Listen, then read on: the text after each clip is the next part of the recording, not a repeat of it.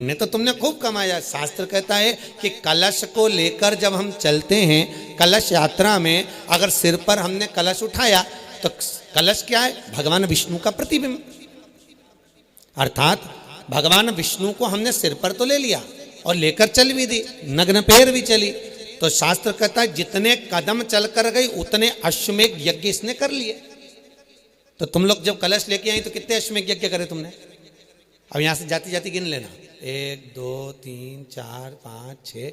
आते समय तो नहीं गिना, पर जाते जाते गिनना कि कितने कदम चल के गई हो। तो जितने कदम तुम चलकर गई हो उतने अश्वमेध यज्ञ का पुण्य तो तुमने कमा लिया। फिर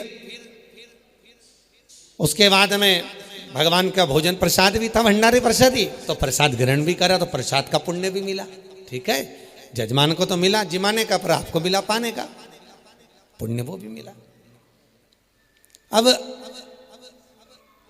पुण्य तो तुमने ढेर सारा कमा लिया महाराज, दान भी करा, भजन भी करा, कीर्तन भी करा, पुण्य ढेर कमाया। पर पुण्य कमाते कमाते कमाते कमाते पुण्य के कमाई के साथ में जो हमारा गलत हमने देखा, गलत हमने सुना, गलत हमने ग्रहण किया, तो वो जो पाप हुआ, तो हमारा जो पुण्य था वो धीरे धीरे धीरे धीरे धीरे मृत्यु की सैया पर पहुँचते पहुँचते, मृत्यु के घाट पहुँचते पहुँचते हमारा सारा पुण्य अपने आप समाप्त हो गया। तो शास्त्र कहता है कि जो पुण्य कमाया गया मरने से पहले हो सकता है कि समाप्त हो जाए।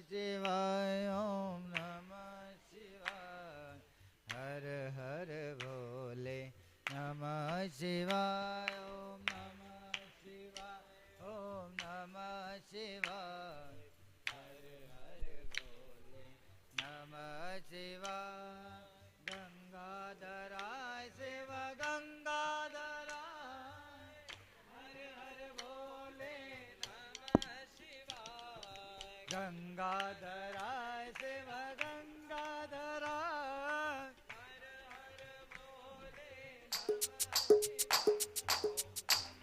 शिवाय ओम नमः शिवाय हर हर भोले नमः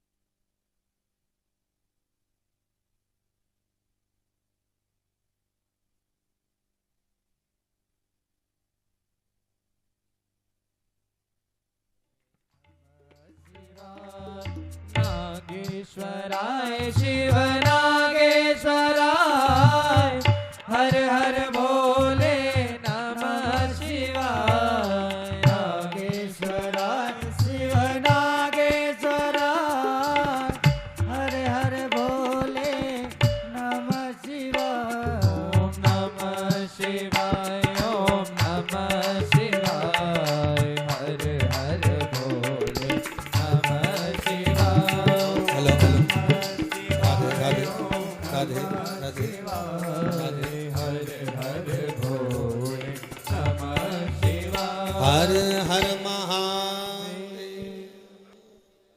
तो पुण्य तो हमने कमाया महाराज, पर हमारी कमाई का वो पुण्य हमारे प्राण छूटते छूटते वो सारा की सारा समाप्त हो। उस पुण्य की कोई परिभाषा नहीं, पर शास्त्र कहता है, वेद व्यास जी ने शिव महापुराण के विद्धेश्वर संहिता में लिखा। वेद व्यास जी लिखते हैं, भागवत रामायण गीता आदि काधिक जो भी तुमने स्मरण किया है, दान किया है, पुण्य किया है, वो सारा हो सकता है कि तुम्हारे कर्म के अनुसार प्राण छूटते समय वो सब समाप्त हो जाए। और वेद व्यास जी लिखते हैं, जिंदगी में केवल एक पुण्य ऐसा होता है जो मरने के बाद भी समाप्त नहीं होता, जो अजर और अमर होता है। वो पुण्य है शिव महापुराण की कथा और शंकर का भजन। वो कभी जिंदगी में समाप्त नहीं होता। कौन सा पुण्य है? जम के बोलिए जरा। शंकर की कथा, शिव महापुराण। शंकर पर अगर एक लोटा पानी भी चढ़ाया है तो वो पुण्य कभी समाप्त नहीं होगा आपका, कभी जिंदगी में। यदि आपने शंकर के मंदिर में दीप लगाया है, वो पुण्य आपका समाप्त नहीं होगा कभी भी। महाराज, शिव का किया हुआ भजन, शंकर का किया हुआ स्मरण, शिव का किया हुआ दान, शंकर की कथा का अनुमोदन कभी समाप्त नहीं होता। वो अजर अमर है, अजर। और केवल एक शिव, केवल एक शंकर। ये जितने भी ग्रह हैं, राहु केतु शनि मंगल बुध शुक्र शनि, ये जितने भी हैं सब शंकर की जटा में समाहित हैं। कहां पर बैठे हुए हैं? शिव की जटा। तो कितना सुंदर कहा है, अगर शंकर पर एक लोटा पानी भी चढ़ाया जाए, मात्र एक लोटा पानी भी अगर शिव को समर्पित किया है, तो वो भी हमारे ग्रहों को संवार देता है, वो भी हमारे ग्रहों को सुधारने का काम कर देता है। हमारा मात्र एक लोटा पानी।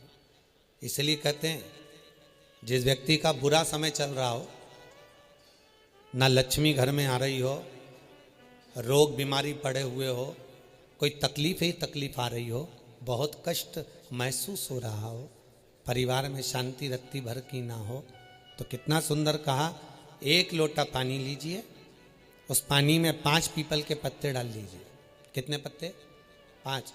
थोड़ी सी काली तिल्ली डाल लीजिए, थोड़ा सा हल्दी का गट्टा, हल्दी जो सूखी एक गट्टे में आती है ना, हल्दी की गांठ, उसका थोड़ा सा टुकड़ा उस कलश में डाल लीजिए। और जिस व्यक्ति का समय गड़बड़ चल रहा हो, लक्ष्मी नहीं आ रही हो, बीमारियां बनी हुई हो, दुख हो, तकलीफ हो, कष्ट हो, बस वो पानी को लेकर जाओ जिस व्यक्ति को ज्यादा कष्ट है, और पानी ले जाकर शंकर जी के ऊपर वो चढ़ा दीजिए महाराज। और जब शिव जी पे जल चढ़ जाए, वो 5 जो पत्ते आपने बेल उसके पीपल के डाले हैं, उस पीपल के पत्ते को उठाकर वापस अपने ऊपर जल का सिंचन कर लीजिए महाराज। आपको 3 दिन में अंतर मालूम पड़ जाएगा कि आपके कार्य बनना चालू हो जाएंगे और आप रोग से मुक्त होना चालू हो जाएंगे। यदि ग्रह को भी सुधारते हैं तो भगवान शिव सुधारते हैं ग्रह। महाराज,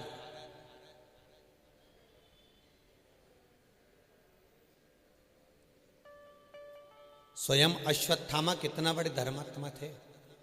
गुरु के पुत्र हैं अश्वत्थामा, गुरु के पुत्र। और अश्वत्थामा गुरु के पुत्र होकर स्वयं गुरु के पुत्र हैं। और गुरु के पुत्र होने के बाद में भी अश्वत्थामा के जीवन का सबसे बड़ा भाग यह था कि उनको अभिमत्ता आ गई थी। और अभिमत्ता भी कोई साधारण सी नहीं थी, बड़ी प्रबल अभिमत्ता थी। अहंकार बहुत प्रखर था अश्वत्थामा। इसलिए बात बात में अश्वत्थामा ने एक दिन कह दिया था, अरे दुर्योधन, अगर तुमसे ये पांडव नहीं मरते तो मैं इनको मारूंगा, मैं इनको मारूंगा। तो भगवान शंकर बैठे हुए थे, भगवान शिव अपनी स्मरण में, अपनी चित्तवृत्ति में बड़े प्रेम से बैठे हुए भगवत नाम जाप कर रहे थे। मौन थे, नेत्र बंद थे। वहीं से शनि महाराज निकल के जा रहे थे, स्वयं शनिदेव। और भगवान शंकर ने शनिदेव को रोका, शनि महाराज को। और शनि महाराज को रोककर कहा, शनिदेव जरा रुकिए। शनि महाराज जी बोले, बोलो क्या बात है। कहा, इस अश्वत्थामा को बड़ा अभिमान आ गया। और शनि, आप एक काम करो, इस अश्वत्थामा के अभिमान को छोड़ो, आप इस अश्वत्थामा का अभिमान तोड़ दीजिए। और अश्वत्थामा का अभिमान कब टूटा? कितनी देर के लिए शंकर के कहने पर शनि महाराज मात्र 7 मिनट के लिए अश्वत्थामा पे चढ़ा था। कितने मिनट? लोगों के यहां तो 7.5 ही रहती है, ढैया रहती है, पर अश्वत्थामा पर मात्र 7 मिनट के लिए शनि महाराज चढ़े थे, मात्र 7 मिनट। और कब चढ़े? जब वो कुर्सी निकाल कर अपने टेंट के बाहर, अपने कमरे के बाहर कुर्सी डाल के बैठे।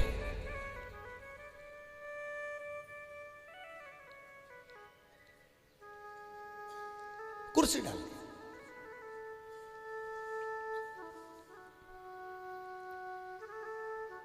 कितनी सुंदर बात भागवत जी में लिखी है, घर की माताओं को कभी ओटले पर नहीं बैठना चाहिए, कभी भी। काय पे नहीं बैठना चाहिए? ओटला, घर के बाहर जो छज्जा होता है, ओटला होता है, उसको क्यों नहीं बैठना चाहिए? तो भागवत में लिखा है, उस पे पूतना बैठी थी।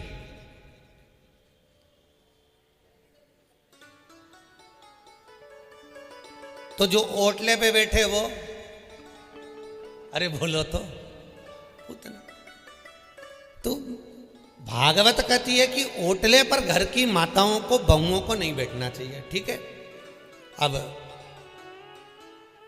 दूसरा प्रसंग यहां आ गया कि कुर्सी डाल के अश्वत्थामा बाहर बैठे थे और 7 मिनट के लिए शंकर जी के कहने पर शनि अश्वत्थामा के सिर पर आ गया।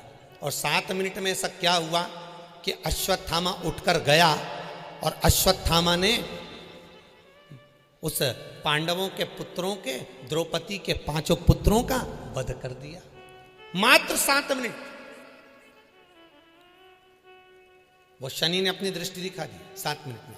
अश्वत्थामा कुर्सी डालकर बैठे हुए थे और एक उल्लू उड़ते हुए आया। और उड़ता हुआ उल्लू आया, पेड़ पर बैठा। उसने देखा कौवे सो रहे हैं, तो सारे कौवों को अपने पंख से उसने मारना चालू कर दिया और उल्लू पेड़ पर अपना आधिपत्य जमा कर बैठ गया।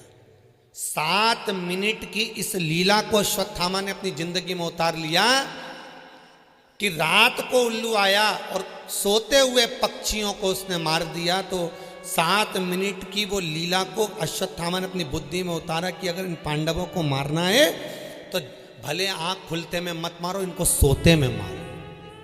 बस वो उल्लू से सीख अश्वत्थामा ने ले ली, उस उल्लू से। और अश्वत्थामा ने उल्लू से सीख ले ली महाराज।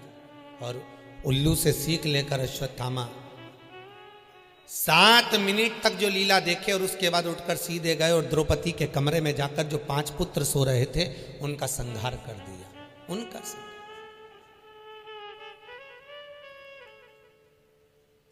अच्छा, कई लोग कहते हैं कि ढैया चढ़ गया शनि, 7.5 चढ़ गया। जब अश्वत्थामा से द्रौपदी के 5 पुत्रों का वध हो गया, ब्राह्मण होकर अश्वत्थामा ने जो द्रौपदी के 5 पुत्रों का वध कर दिया, 5 पुत्र जब द्रौपदी के मर गए, तब अश्वत्थामा की बुद्धि फिरी और अश्वत्थामा को लगा कि मेरे हाथों से ये पुत्र मरे तो मरे क्यों मरे।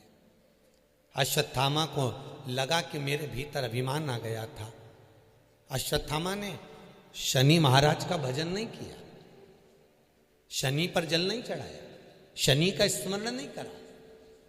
अश्वत्थामा सीधे शंकर की शरण में गए और भगवान शंकर की शरण में जाकर बालू का शिवलिंग बनाकर शिव का स्मरण करते हुए बालू के शिवलिंग का निर्माण कर कर अश्वत्थामा ने बालू का शिवलिंग बनाकर शंकर भगवान की जो पूजन करना प्रारंभ करी, जो स्मरण करना प्रारंभ करा, जो मंत्र जाप, जो नाम जाप करना प्रारंभ करा, तब शंकर ने अश्वत्थामा पर कृपा करी, तब शिव ने कृपा करी अश्वत्थामा महाराज, तब शिव स्वयं कृपा करे, तब शंकर स्वयं कृपा करे अश्वत्थामा।